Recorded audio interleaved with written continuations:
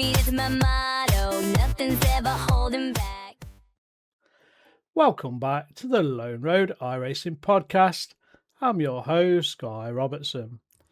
Now, if you've been listening to the podcast for a while, you'll know that most weeks we're talking about racecraft, improving our iRating, the latest iRacing updates, or helping each other become better sim racers. This week is a little different. Every now and then, I like to step away from the cockpit and talk to the people who help make this incredible community what it is. The broadcasters, league organisers, content creators and volunteers who give up countless hours behind the scenes so the rest of us can simply turn up and race. Today's guest is James, owner of JP Broadcasting. Many of you may know JP Broadcasting for their professional live coverage and the championships they organise. But what started as a conversation about broadcasting quickly became something much more personal. Over the next hour or so, James speaks openly about what it's really like to build and lead an online community. We discuss the highs of creating something you're proud of, but also the challenges that often stay hidden. The pressure of trying to keep everyone happy, the reality of people moving on, staff wanting to forge their own paths, the effect that cliques have within a community, and the difficult balance between running a successful business while trying not to lose yourself in the process. One thing I really respected throughout our conversation was James's honesty. He doesn't pretend everything has always been easy, and he doesn't try to paint himself as the victim either. Instead, he shares the lessons he's learned, how stepping back and simplifying his workload has helped him rediscover the enjoyment, and why looking after your own well-being has to come before trying to please everyone else.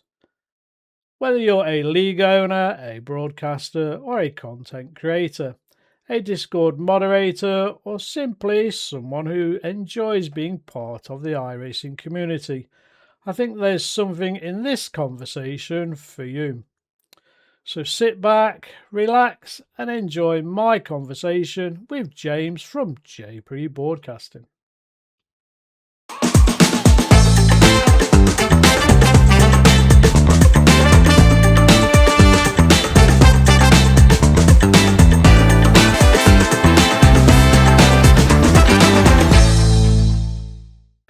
Welcome, viewers and listeners, back to the Lone Road iRacing podcast. Today, we have a returning guest, James Parfitt from JP Broadcasting. This is James's third interview on the show, so we're welcoming him back with open arms. So, James, for anyone who missed your first or second appearance, who is James and what is JP Broadcasting? Well, JP Broadcasting is obviously a broadcast company that I started up. Where are we now? 2026, 5 years ago, give or take, during COVID.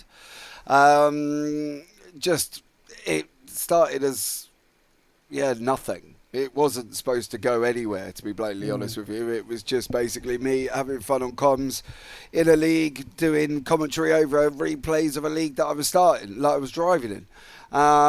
Then got asked to commentate for somebody else, and then it kind of just went from there, and it just spiraled. It really did spiral out of multiple different directions. We were doing American leagues, Australian leagues, British leagues, people in Italy we've been working with or worked with as well. It's just gone from just little old me sitting there having some fun to now having people working for me and stuff like that, and it's just been absolutely mental, to be honest, over this last, I don't know, I think it's got to be 5 years now. Must be. It must be. I think in 2022, maybe, I think was the first time we did one of these together. It's been a few years. Yeah, it definitely has. It's fun coming back though, isn't it? Always, mate. So, what was your original vision then? As you've said, you were kind of a bit of a lone starter, having a bit of fun about it. So, once obviously you knew things were taking off, what was the original vision for JP Broadcasting then? The original vision, dude, was honestly everybody's league deserves to be broadcasted. So it was working with the league, working within their budget. What do they want to do? How much do they want to spend? What situation are they in? Have they got sponsors? Have they not got sponsors? What's the deal? How are they charging entry? Not charging entry? How much do you want to pay? And basically, we weren't expensive. We, to be fair, we're still lower than a lot of other people now. Even with, as you know, national minimum wage increasing in the UK, it's kind of going nuts. And I think that's probably where a lot of things have stemmed from what's happened recently with dropping of clients and stuff like that, because people just can't afford that. But the problem is I can't afford not to charge that. You know, and the original vision was just basically working with smaller leagues, getting their broadcasts out there. And, you know, we were doing some weeks, dude, we were up in 15, 20 broadcasts across all time zones that you could possibly think of, you know, and people working and stuff like that. And you've then got to a point of where you've almost got too big too quick. And that's the problem, you know, that we had after that. People were dropping out who couldn't broadcast it, so then the league's left with nobody, so then they're not happy, then they're coming to me because obviously, you know, I'm in bed or whatever and somebody else is supposed to cover it and they're not there, and I know I'm running out of bed at 2 a.m. to go and do a broadcast, especially when I've got another one at 8 o'clock in the morning for an Australian one. And, you know, and it all just sort of goes from there. And I think, you know, a lot of stuff I've been through over the last year, 2 years or so has probably benefited me as a person and me as a company owner, because it's meant that we've scaled right back down. We're almost back to being back in the beginning. You know, we do, I don't know, 4, maybe 5 broadcasts, if that, a week, and 6 every 2 weeks, or depending on how the calendar falls. We've got people coming in and do Saturdays and stuff like that. But, you know, the initial vision of it was just keep it simple, keep it running comfortably, and probably not getting out of control. But the out of control thing kind of happened along its pathway. Yeah. How much time then, for the viewers and listeners who probably have no idea, how much time actually goes into producing a typical broadcast? So the once you've kind of exchanged messages with the league owner for what seems like absolutely ever, you know, because you're back and forth, you're needing logos, you're needing sponsors logos, you're needing descriptions that they want, links that they want in the YouTube description, you know, because we don't write out a generic one that I could write out for myself and have no information of the league. You know, the league put in what they want their links in there, they want the Discords in there, so you're back and forth constantly, and this could go on for weeks depending on where they are and how busy they are and how much, you know, time have we got and stuff like that. And there's a lot of time that you're working with a league that you don't charge. You don't charge them to set up the logos. You don't charge them to set up the SDK, and then they go, oh, well, we want a custom SDK. Great. I've got to sit there for 10 hours that, you know, not necessarily that they've charged for or been paid for, and stuff like this. And then there's leagues that will go, like, we want to customize SDK. Can you make it look like this? We're going to pay you to do it. And you can spend hours doing that, which could end up breaking down to, I don't know, maybe 5-6 quid an hour, and you're sitting there programming CSS. Yeah. You know, you can, the initial, once all that's set up, once you've got everything you need and you're up and running and the drivers are where they should be and everybody's doing everything they should be and the first video sets up, it could take you an hour before you go live to get set up after that. Because then you go into the session, you set your SDK up, you set your OBS up, you set your Discord up, you set your internet up as well. And you know, this is why I run 4 monitors. You know, I've got this one over there, one up there and one up here. You know, because you've got stuff everywhere. And it can take you an hour, and then you're importing scores or trying to get graphics from scores. And people just think that we just come in and go, right, We just babble rubbish for the next hour or whatever. And it ain't like that. There's a lot of things involved previously to that we're trying to do, or I'm trying to do.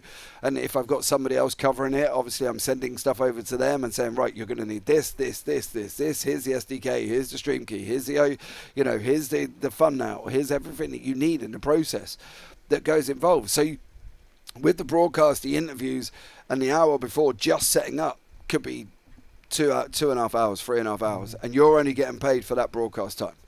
The rest of it is all free. It's all free labour. And then you can do you can spend anything between 10 to 20, 30 hours previously to that trying to get all the information that you need just to get ready. Yeah. And that for the people who listen to my podcast is probably going to be a big surprise. As you said, the racers turn up, they want to race, you'll talk to people usually. I've been in your F4 league for a couple of seasons. You're there greeting everybody as well from the start, making sure who has attended is there, making sure people have got the right liveries on. Not only all that free stuff, but even live on race day, there's a load of stuff that you're fine-tuning and finishing off, making sure, like I've said, the actual drivers are on time with the right liveries, depending on what the organizer has said is specific to that race. That's the thing. We're trying to get, we try and work and let the organisers deal with what they've got to deal with. But there's always that crossover. Can you put this livery on? I can't get it loaded up properly. And they send it to me, and then you've got to put it in, and you've got to get it uploaded. And then there's multiple different things there as well. And then drivers... Dude, I've had insane DMs from drivers. Yeah. That wasn't my fault. You said this about me on the broadcast. I didn't do this. I didn't do that. It's just my opinion, mate. Yeah. That's what you do. And I've had people swearing, there's been name calling, and I've just taken screenshots and gone, if this carries on, and sent it to their league owner, I'm out. Yeah. Sort your driver out. Don't come coming at me because he doesn't like my opinion on something. And that's the thing. That's what we're there to do. We're there to give an opinion. We're there to do it. And we only get a few seconds to look at it. We're like a football referee. We can't VAR it. Yeah. We've got to sit there and just go, right, this happened. We'll play it once. We'll have a look from a different angle, maybe twice, and then we'll go, right, we've got to move on. We've got 45 minutes left or whatever. And that's the thing I think people don't understand is obviously your DMs are open and literally, mate, I've had insane DMs. Literally insane DMs from drivers who are not happy about what I've said. It's just bonkers, to be honest with you. Yeah. So on a race day, then you've got it going. How many people are typically involved in the broadcast? So generally, what we try and do, because as I say, we work with a lot of people, or have worked with a lot of people that don't have a massive budget. Okay, I could sit here, and it could be me on comms, say you and O'Leary on comms, and then I can have somebody else produce it. But the problem is with that is I've got to pay them all, so the rate goes up. And then people don't want to pay that rate. So we sit back and go, right, what we do, unless you're specifically after a dedicated producer, you'll have me as a producer and broadcaster and commentator, and you'll have you as a lead commentator. That's it. Because otherwise, you're there and your rate goes up. And that's the thing. People don't like their rate going up. Unless they're a massively, overly, heavily sponsored league that's given them thousands, then they'll sit there and go, yeah, we want 3 people. And you go, okay, well, I'll give you 3 people.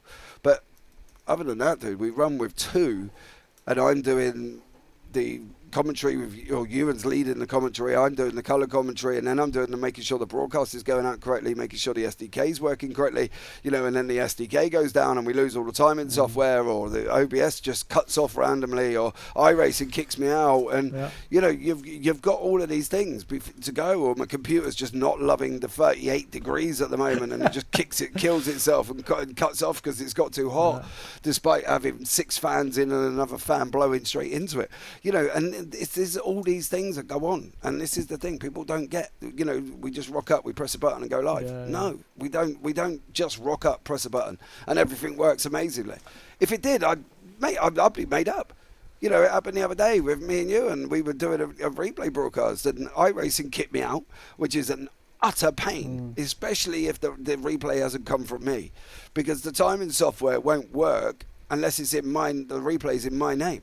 If it ain't in my name, I've got to trick the timing software to work it. So I've got to go into the replay, then fast forward all the way to where we was, because iRacing's kicked me out just to get the timing software to work properly. You know, before that though, I've got to go into a practice session of iRacing, come out of the practice session, leave myself logged in at the top so I don't withdraw, and then I've got to run the replay. You know what I mean? This is all the things that we have to cope with, because it isn't just rocking up going, yeah, go live, hope for the best. No, it doesn't work like that. So many different things could go wrong. The internet can go off, the electric could cut out, you know, especially during the storms we had in the UK a couple of days ago. You know, and that's the thing, there's a lot of things involved, and people just don't see that.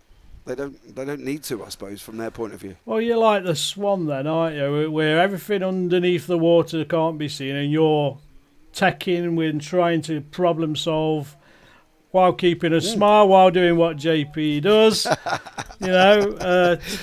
Encouraging them and everything else. So, mate, that's the thing. You know, it's like the iceberg that sunk the Titanic. Most of it was underwater. You know, and this is the thing that you don't see. You don't see that we're investing, you know, money in 4 monitors, keeping up to date with graphics cards if we can, and processors that aren't cheap, and you know, and this is the thing. There's just so much going on. You know, I have OBS and Discord on one monitor, the timing software and iRacing on another one, and YouTube chat on another one, track map up there as well. You know, and then you've got scores if you want to split up, and you know, you're jiggling all of it, and that's it really. It's just something that we do. They call it fun. I think I'm just going insane at times, to be honest with you, mate.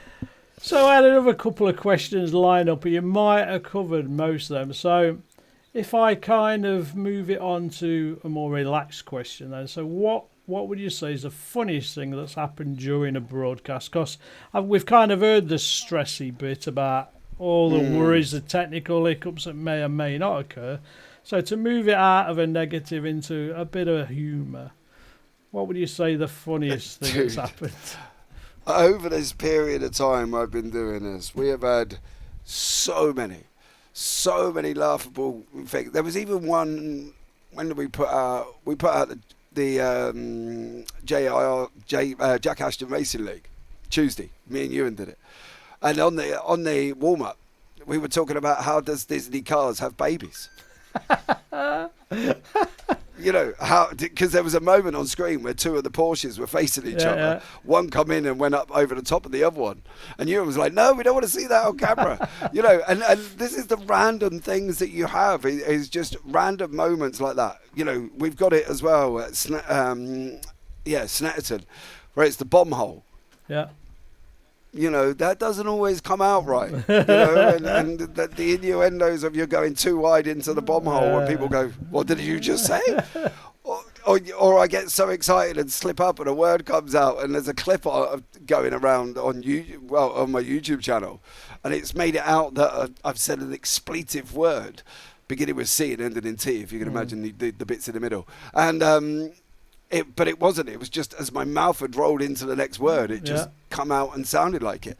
But we've had loads of laughs, dude. There's been so many great moments in all of this journey, and to sit there and you think, oh, can I pinpoint it down to one?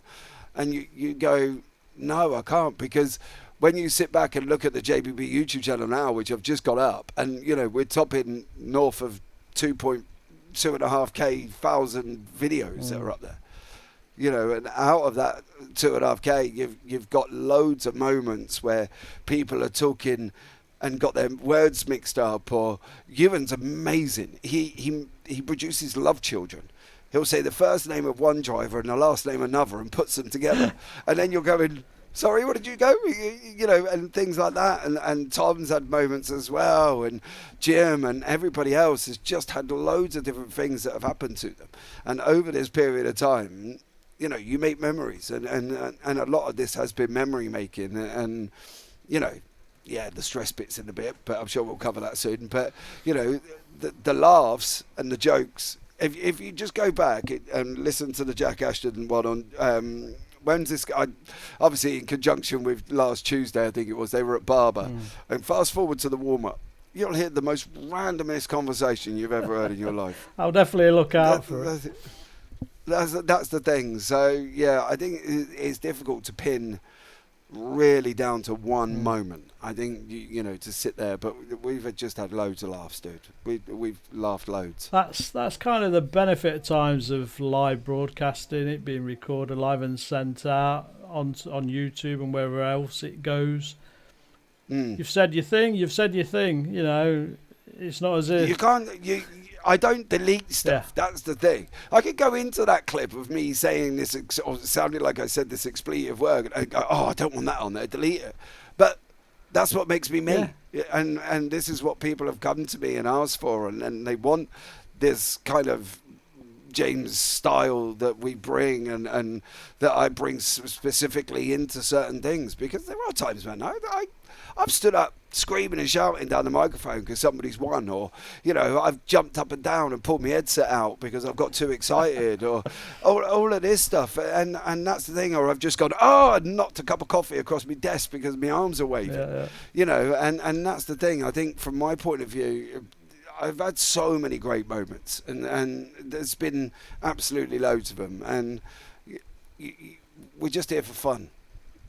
Well, that's the whole point, or why would we all be doing what we do? So we're going to bring it now specifically to your Discord channel, your racing leagues. Over 500 and counting, because I see every day at least one or two joining. You never see the people are leaving thing. I don't think there's an app that's giving us that info. There is, but I've only got access to it. Me and the admins. Yeah. So why do you think then? Because we're talking specifically here about having 500 members plus in a Discord, and then you're struggling for participation and regular participation in your leagues from your community members. So what do you think's going off? What do you think's happening?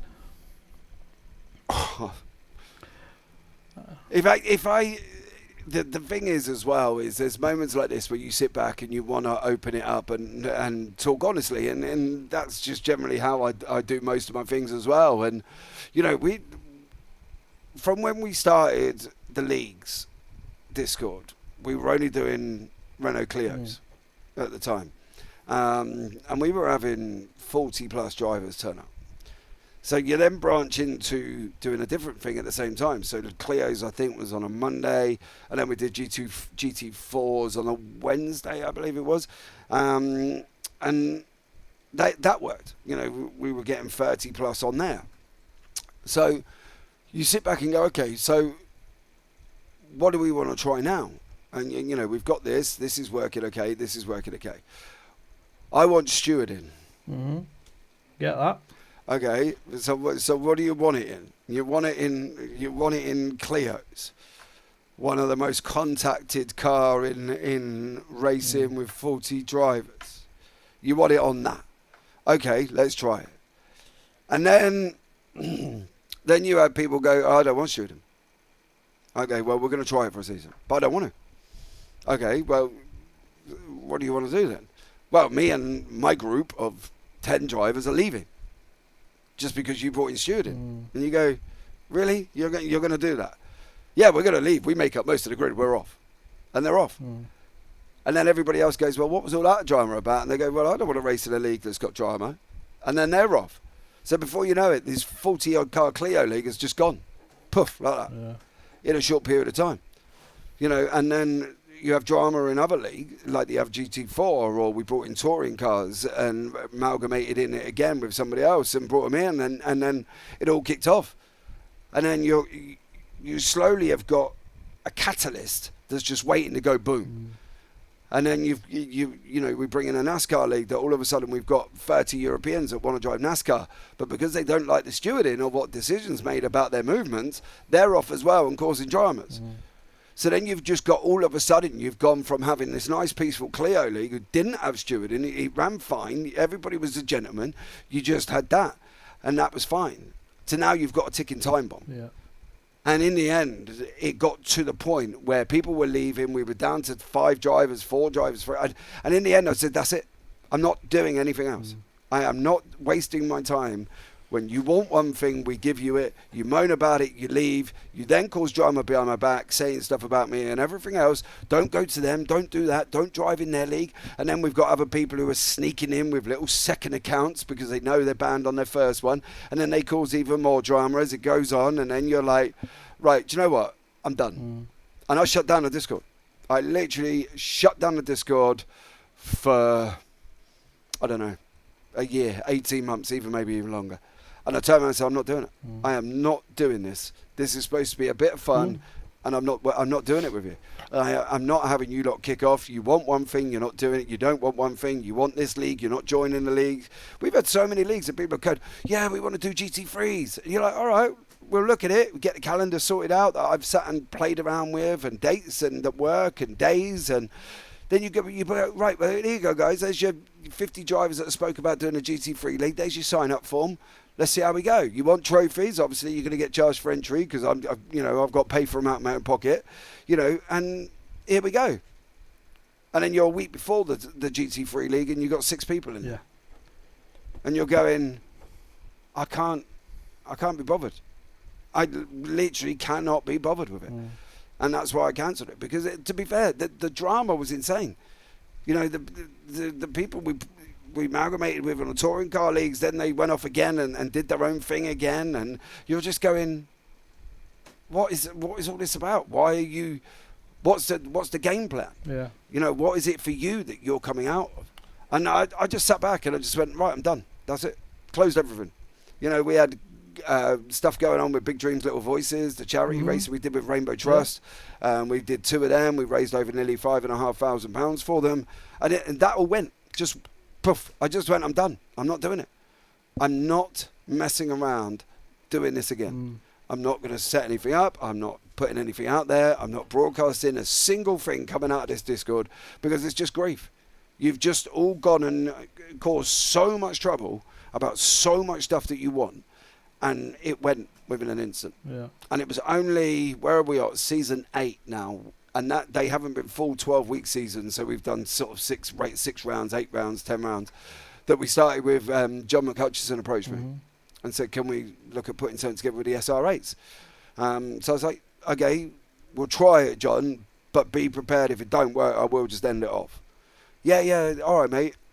And slowly it's built up, and now we've got Pro and Am division, and we're 20-odd plus drivers every time, and we've got the die-hard core drivers that come in, and and then we went into F4, and originally it was just for me, because I was being I was using my own ego, because I wanted to drive F4s, and that was the first season. I was on the grid driving it, and don't get me wrong, I sucked, but it was fun, and I enjoyed it. And we'd have 10, we'd have 15, we might get up to 18 maybe or so after that, and then the seasons rolled into the next one. I said, right, what I'll do, guys, I'll step away because I suck, and I'll broadcast it for you. And we left it at free entry, and I wasn't charging for my time of broadcasting.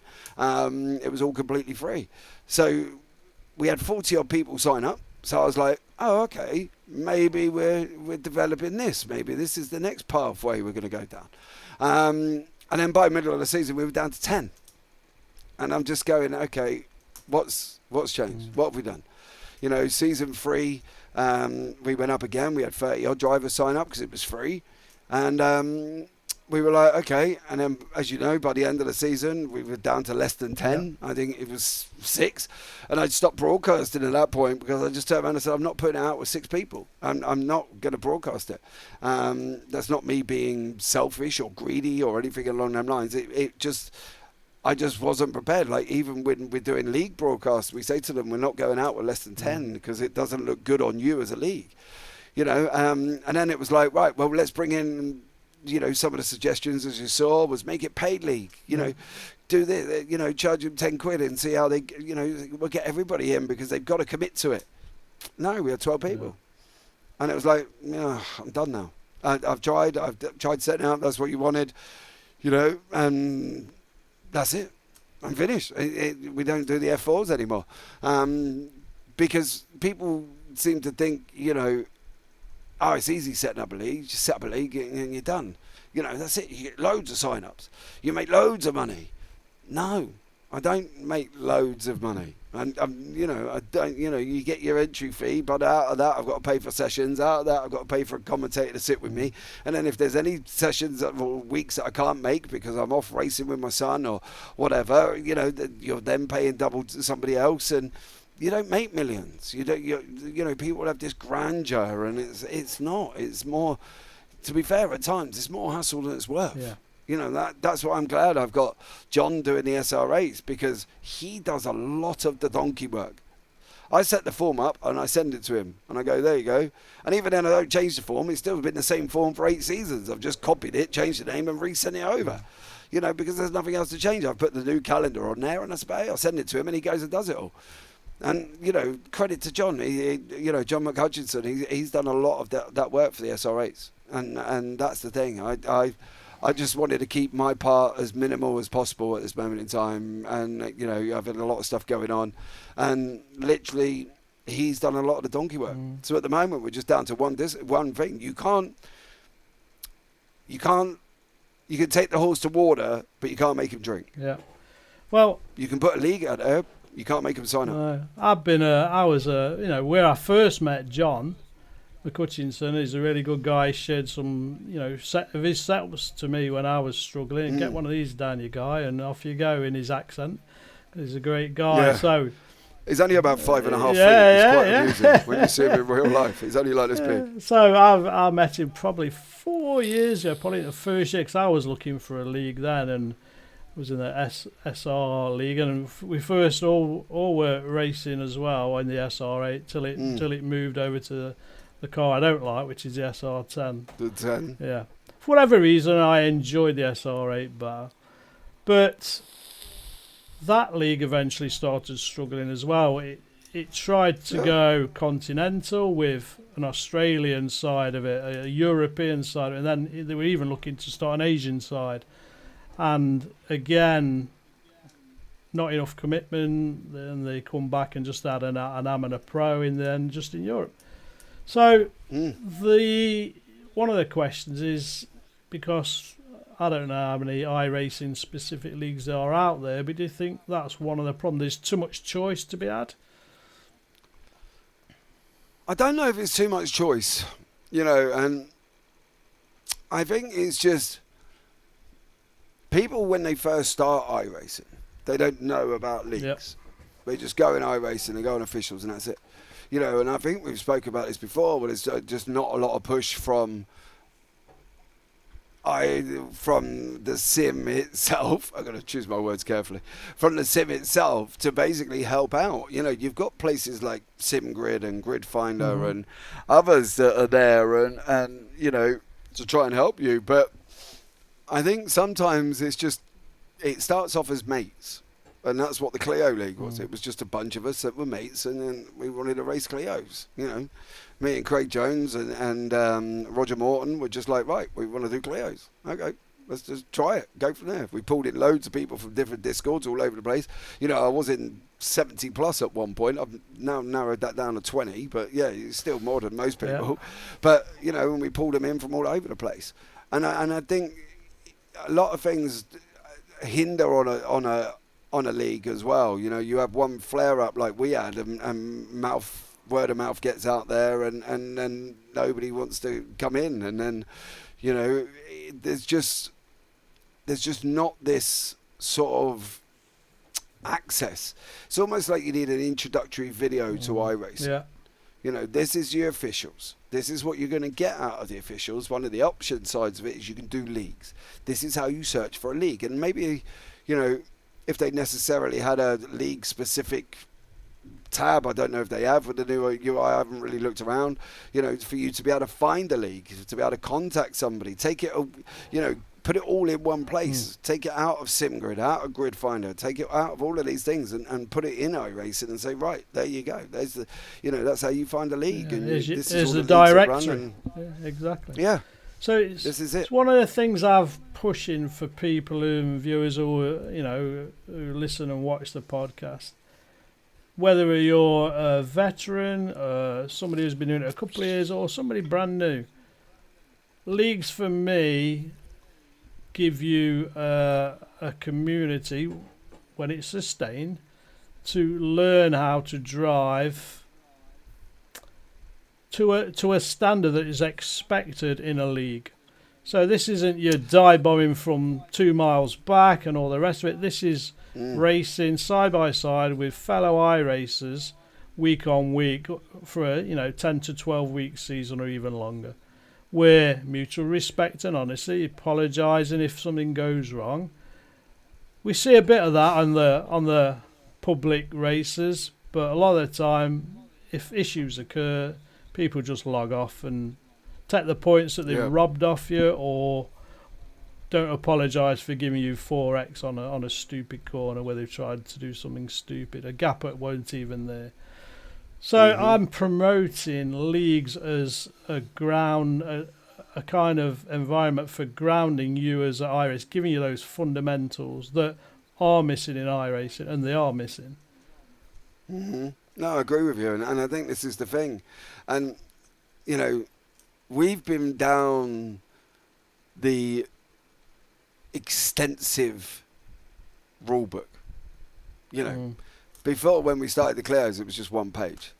And then people were wanting more clarification when the stewarding come in. So the guy who used to as Steve Burns, I believe it was, wrote an extensive 19-page there with pictures of the vortex of terror or the vortex of danger and all this sort of stuff and everything else. And we've been down that one. We've been down that road right up until the point where I just went, nah. And then I got asked by John. He said, "What rules do you want?" And I said, "Do you want honesty?" He went, "Yeah." I said, "John, I've just got one rule." And he went, "What's that?" And he went, I just went, "Don't be a dick." Yeah. And he just looked at me and went, "What?" I said, "John, that literally covers everything. You're driving, you gob while you're racing, you gob after while you've had an incident. I just want men. John, I don't want boys. Yeah. I just want men who will turn around and go, 'Sorry, mate, I didn't mean to hit you.'" Yeah, that's it. And we've got that in the SR8s, and people are all honest, and they do. If they make a mistake, they put it in a message during the warm up. "Sorry, dude, I didn't mean to hit you there. Just lost my braking point, or I had a brain fog moment, or I was dumb for a minute." Whatever. And they are all doing that now, and that's it. And I remember putting it forward to one of the admins who wanted to start a league, and he was like, "What rules do you want?" I went, "Just don't be a dick." He went, "James, you can't just have that." I said, I can. That's what I want." He went, "No, you can't." I said, "All right, what do you want me to say?" He was like, "Well, we need more extensive rules." I went, "All right, don't be a dick on the track, don't be a dick in Discord, don't be a dick on the voice chat, and don't be a dick when you're driving." I said, "There you go, you now got 4. He went, "James, we can't have that either." I said, "Dude, I'm not writing a book." Yeah. I said, "That's it. That's the only rules we abide by." And if you look on the new Radical website that Luke Maxwell's built, one of the rules, top rule, is don't be a dick. And that's what we asked for, because there are loads of them out there, and it's fun. You get a trophy at the end if you win the Pro-Ams, but it's fun. But there are too many people who think they're fighting for a world championship on the grandeur scale that's going to make them millions. Yeah. I have never met one person who's got a specific job by having "I won the GT4 championship on JP Broadcasting" on their CV. And that's all we ask for now is that, and if people come in and they start that, they'll go out the door as quick as possible, because I've been through all that, and I'm not doing it again. No, and I get called out on public races for telling people, even in the practice, "Why are you weaving in and around another iRacer? Why?" And they try and have a go, and somebody has got to enforce some rules, or it's anarchy.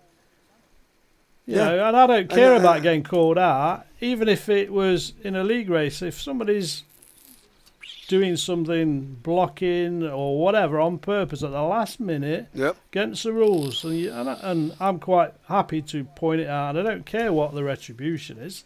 Because that's the thing. iRacing aren't there to uphold their book of rules. So who's going to do it then? And if some of us don't do it, what will iRacing be like in 3 years' time? It would just be crash and bash. May as well call it iRacing Wreckfest. And none of us want that. No, and this is the thing. You've all got to be adults. Yep. You've got to be men. If I've made a mistake in the rare times that I drive, I don't even drive anymore. I sold my steering wheel the other week because I just don't use it. In the rare times that's ever happened, if I make something, I've gone, sorry, dude, I've missed it. Or I've done this or whatever. You know, and we've got that in the Discord. And you know, the SRH general chat is after a race, there's a lot of apologising. There's a lot of, I'm sorry I did this. I'm sorry I did that. Or, you know, I dived here. And, you know, we had a little bit of a discussion about an incident that happened at Watkins Glen. And you know, I've reached out to the driver and we spoke and stuff like that. And, you know, you've just got to be a grown-up. Yeah. You know, as the words say, just don't be a dick. It's the only way to learn, isn't it? Because guess what? We're all going to make mistakes, whether it's on a racetrack or in life.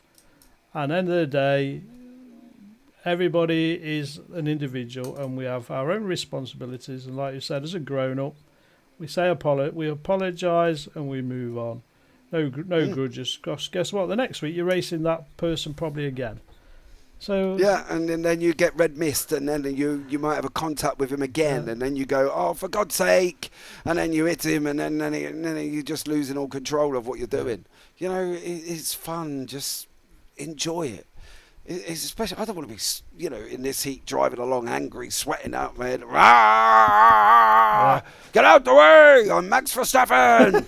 you know, it's just, what's the point? Yeah. You're not. And you never will be. And you're never going to make millions from iRacing. Right. Open up, face reality. Yeah, it's a bit of fun. You know, yeah, and that's the thing. Just enjoy it. I'm done, I mean, to be honest with you, mate, on when it comes to drama, when it comes to everything. I've had so much of it. So much in leagues, so much broadcasting. And there gets to a point where you go, I'm tired. I've had enough. I'm tired. So I'm going to move us on then and skip a few questions because that might be a good segue. And I'm also conscious it's red hot and I'm conscious of time as well. So here's one of the big questions of the interview then. So without naming names, what's the craziest thing that's happened behind the scenes that nobody knows about? Mate, where? Which list do you want? How long have we got? How long have we got? Dude, I have had people not pay invoices that I've ended up chasing, and still to this day they've gone and blasted me on Reddit all over the place and everything else. But you know, the deal was we do the broadcast, I send you the replay, you pay for it. If you're not gonna pay for it, I ain't sending you the broadcast. Yeah. Like any business works. Yeah, exactly. You know, that's been a reason, a thing the 2 years ago or whatever it was now, you know, and unfortunately the leagues in America and you just can't touch them from the UK. You know, I've had people who have come in and worked for me and then run off with a league. You know, they've gone and taken a league with them, and you're going, what? Hold on a minute. You know, I've had people do it behind my back. I've had leagues do it behind my back. I've had leagues where I'm working for, and they've already gone and approached other people before the season's finished, and they've not even come and spoke to you. You know, and I've had people, league who's come to me and said, will you work for me? I'm like, yeah, okay, we'll do it. And I've given them 2 commentators. They've then approached the commentators separately, and the commentators have gone and worked for them. And I'm like, what? You think this is all roses? You think this is everything's okay when you do stuff like this? It's not. You bring in people that want to work for you, but then they're in it for themselves and they want to go and do it all on their own, and then they niggle at your clients, and then before you know it, they're over there with your client shaking hands behind the back, and you're going, right, get out. You sat, get out. I don't even want you in. Like, literally do one. You know what I mean? And I've had full-blown arguments with people that's worked, and they've gone and taken clients and gone, well, I'm going to go, they're now working for me. I'm just like, you know what? I don't want to swear too much, but politely piss off. You know what I mean? And that's the thing, because you just have enough. And, you know, it's now to the point where I'm just like, do you know what? We're just going to bring this back. I ain't taking on anybody else at the moment. People have approached me, and I've got so much stuff going on with my son racing and family life. we're just going to do Monday, we're going to do Thursdays, we'll do every couple of weeks on a Friday, and every couple of weeks on a Saturday. And then we might do a Sunday night working with people I've worked for 4.5 years who have never gone anywhere, done anything, apart from treat us with respect. And I've treated them with respect. But this industry,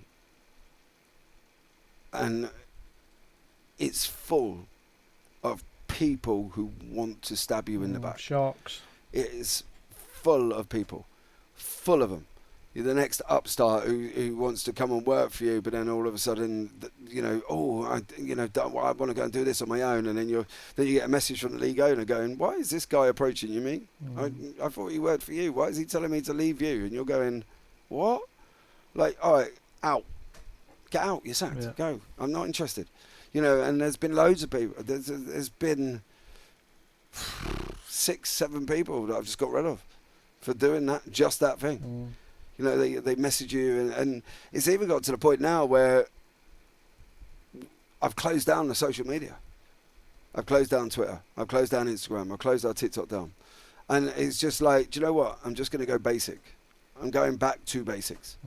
We're not going to try and do all of this stuff. We're not going to try and do 7 broadcasts in one day. That was one of the things I think, as a channel, we still hold the record. We had 7 broadcasts going out in a day. We had 3 at 8 o'clock in the evening UK time. Then there was 2 going out, or 3 going out American time. And then there was 1 going out Pacific Eastern time, which was like 6 in the morning. So I'd do the UK one, go to bed, wake up, do the 6 in the morning one. We had 7 going out in one day. And with the people, teams in each one. 2 in each team. And you were running 6 people, and then you would have a different, say somebody else might stay and do the next one, you'd have another 6 or 7, and then it just got to the point where I was just like, nah, I've had enough. And then I have personal stuff going on as well, which has caused me to scale it right down as well, and go from doing it full time into a day job, which, don't get me wrong, financial security is a lot more there because you know what you're going to get. But we don't knock out half as much, and honestly, I kind of like it that way. Yeah, and maybe, like you said at the beginning, it took off like a house on fire, and then maybe that bubble burst a little bit, whatever was going off, and then you've now bring it back into what's comfortable again and what is achievable to keep. A string of broadcasts going where you are getting participation and viewership as well. Because even if you're having participation, you've got to balance that with viewership as well. Or if nobody's watching it, surely that's the league to then potentially pull the plug on it. Yeah, it works. It works both ways because the league. You expect the league to promote. Yeah. You know what I mean? I'm not their promoter. If they want that side of things, then you're going to have to pay for that side of things. And a lot of people over my period of time were like, well, do we charge for interviews? Was one of the questions. Yes. Well, why do you? You're just sitting there talking to people. Because it's still my time. Exactly. And that as well. And do you charge for custom overlays? Yes, because they can take anything between 10 to 20 to 30 to 40 hours to get right and do and work. Well, I don't want to pay for that. Well, you ain't getting one then. Yeah. You're going to get a basic one that I've got on stock. I think, and I've had loads, Guy, to be honest. It's been nuts. I think people forget this is your livelihood, and you've got to pay staff, as you mentioned earlier, and pay for all your equipment and everything else. It comes with a cost. So there's a standard cost model that you've probably worked out as a businessman, where that will give you a little bit of profit because nobody's going to do it for free, and the love of doing it, or you can't move on in your life and improve. So I think some people forget that there is a human being behind the scenes of it all, which is yourself and your family that you're supporting. And they do take the piss. If they're not willing to pay for things and they want stuff FOC, then I'm with you, buddy. It's a case of no, everything you want, there's a cost. I might throw in the odd freebie if if we're in our third year working together or something, but that's up to you. But end of the day, you've got a business to run, mouths to feed. You've got to make your money, like we all have. If I lost my job, who's going to feed my family? Exactly, and this is where I don't think people understand it. Yeah. I'm just unfortunate now. I'm in a day job as well, so I still just do broadcasting in the evenings. So I'm lucky on that side of things. Not lucky with how it all developed, but I'm lucky on that side of stuff. And it's just so much easier now. Yeah. Because people can approach me and they go, "Oh, have you got this available?" I'm like, "No, I'm sorry, I haven't. I haven't got it available." Although I was speaking to somebody recently, and he was a lovely guy, and I think we've spoken before at some points, and it was like, "Can you do this?" I was like, "Dude, honestly, it's my son's drag bike racing season. Pretty much out of all of your calendar, I could do 3." And he went, "Well, we've got 12." I said, "Yeah, I could do 3." I said, "I'm sorry, but that's it. I'm away this weekend. I'm booked that weekend. I'm booked that weekend. I'm away that weekend. I'm away another weekend." And we just went, "It's probably not going to work." Yeah. He was like, "Yeah, all right, cheers, mate," and that was it. Yeah. We parted on good company because we were honest with each other. And people have got to understand this. It's now there's life outside of this now, because before my life was consumed with this. When you're doing it full time, you were doing it, say, English leagues at 8 o'clock in the evening, and you go to an American league at 2 o'clock in the morning, and then you might do an Australian league at 9:30 in the morning, and that was your life. And then once you did that, you were messing around with invoices and then SDK builds and all of this stuff that people don't see that you've given for free, anyway. And then you're back at it again the next night. Yeah. Where this is now just more manageable. Yeah. I've got what I needed. You get out of it. You see, you're getting a bit. Like we all want, work-life balance. Yeah, and I've spoken to people before, and they're like, "You don't do as much." And I'm like, "Dude, I'm tired. I'm tired. I'm physically tired of it." Maybe we didn't blow up too quick. Maybe we were taking stuff on that we shouldn't have done. Maybe we just didn't employ the right people who were willing to be that loyal person. And all of that drama, and then all the league drama, and then it just beats you up and beats you down, and then you just go, "I've had enough." Yeah. Like, what am I doing? Why am I going to bed at 10 o'clock to get up at 2 in the morning, to get asleep by 4, and then getting up again at 8?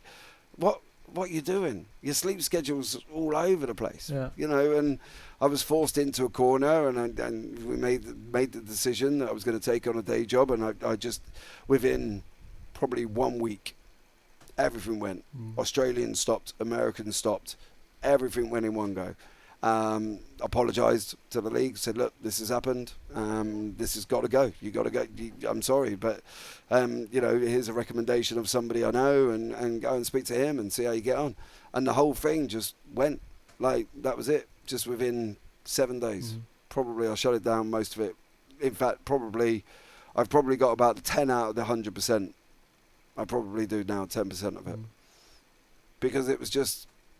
It was needed at that time. It was needed for everything that had gone on, and then it was just done. Yeah. And you just got rid of it and said, "Thanks very much. But guys, I've got to go. I've got to do this. I've applied for this."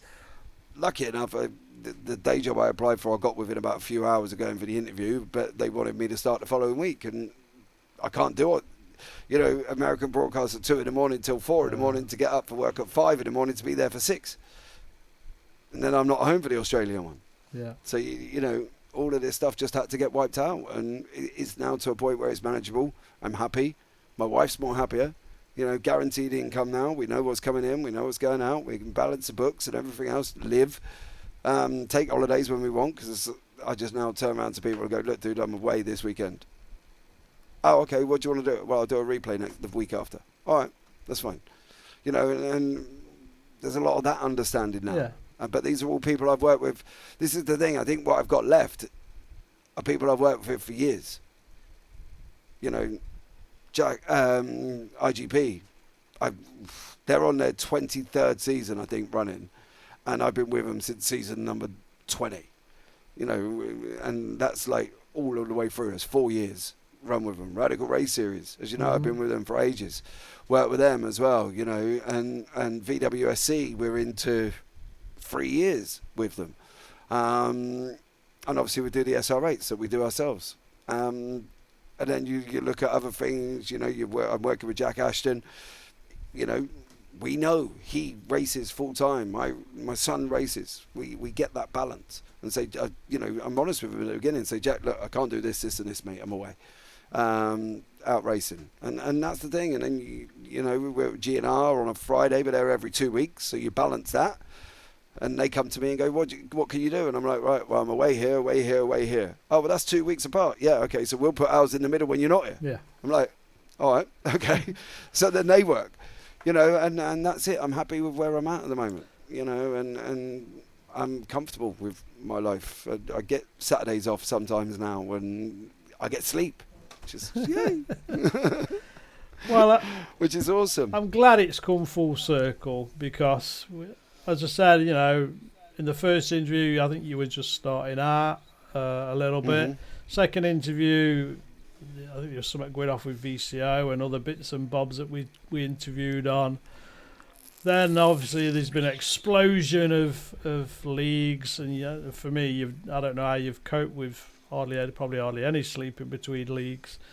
And then it's come to that moment where, yeah, you're right, you've pulled the plug and said, I need to take myself out of this for a bit and just for your own, maybe your own sanity a little bit.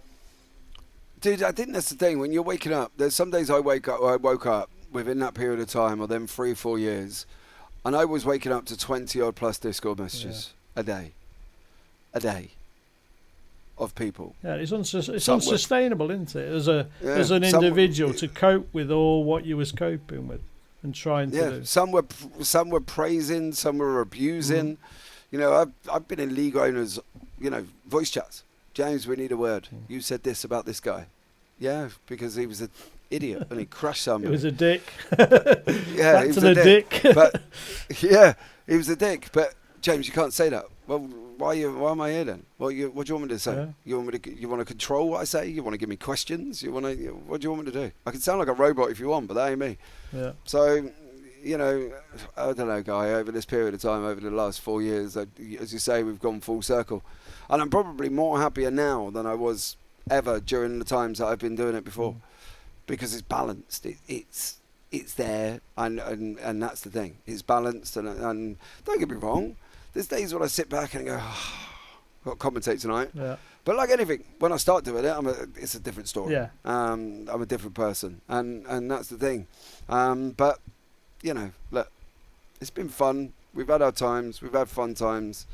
You know, we've had bad times, and now we're just settled times. Excellent. No drama. So we're going to finish off with, where can interested people find your Discord? On the YouTube channel, JB Broadcasting on YouTube. Oh, hold on, what was that playing for? JP Broadcasting on YouTube, we're on there. You won't find us on Instagram, TikTok or Twitter because I've taken them down because there's just more stress and I was never very good at doing them in the first place. So yeah, just basically on YouTube at the moment, running, as I say, 4 or 5 broadcasts a week. The Discord link's in there. You can see what we do with the SR8s. You want to get yourselves involved, you can do.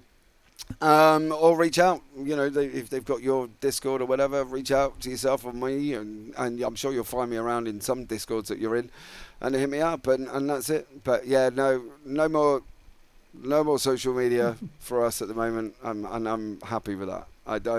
There's no abuse. It's great. Brilliant. Well, James, it's been great catching up. I'm glad the decisions you've made are for you and your family, because that becomes number one, nobody else. And I look forward to maybe catching up in maybe 12 months' time again and seeing where this has all led to. Yeah, absolutely, mate. It's been fun. I've enjoyed it. Thanks very much. Take care, man.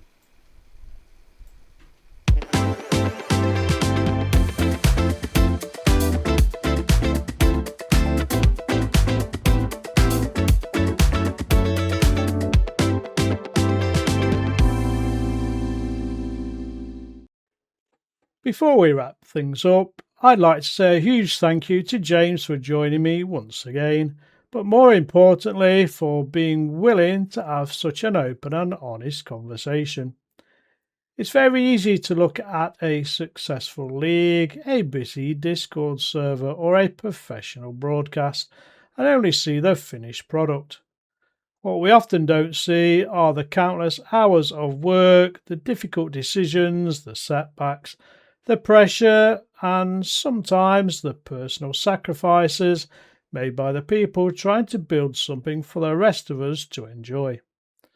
One thing that really stood out to me from today's conversation was that success isn't always about doing more. Sometimes it's about recognizing when you need to step back, simplify things, and rediscover why you started in the first place. I think that's a lesson we can all take away, whether we're running a league, creating content, organising events, or simply trying to balance sim racing with work, family, and everyday life. If you're one of the people out there who gives your time to organise races, run a community, broadcast events, or help others enjoy this hobby, thank you. Sim racing wouldn't be the incredible community it is without people like you.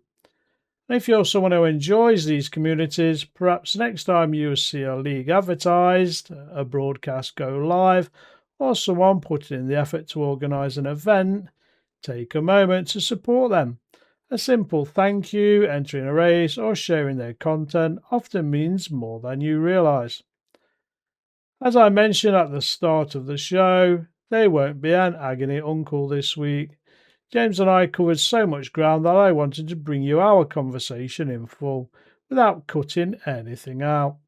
The agony uncle will be back next week, so if you've got a question you'd like me to answer, send it over through the email that's in the show notes. If you enjoyed today's episode, I'd really appreciate it if you could leave a rating or review on your favourite podcast platform. It really does help more iRacers discover the show. And if you think this conversation might resonate with someone else, please share it with them. Until next time, take care of yourselves, enjoy iRacing, remember why you started, and I'll see you on the virtual grid very soon, and don't forget to say hello. I'll catch you in the next episode. Whatever it takes, we're racing, we're in the zone. Whatever it takes, we push hard, never alone. I'm in the cockpit, the engines roar, hear me now. We're racing circles, got a hustle made a vow. Chasing victory, it's all or nothing on the track. Speed is my motto, nothing's ever holding back. Whatever it takes, we're racing.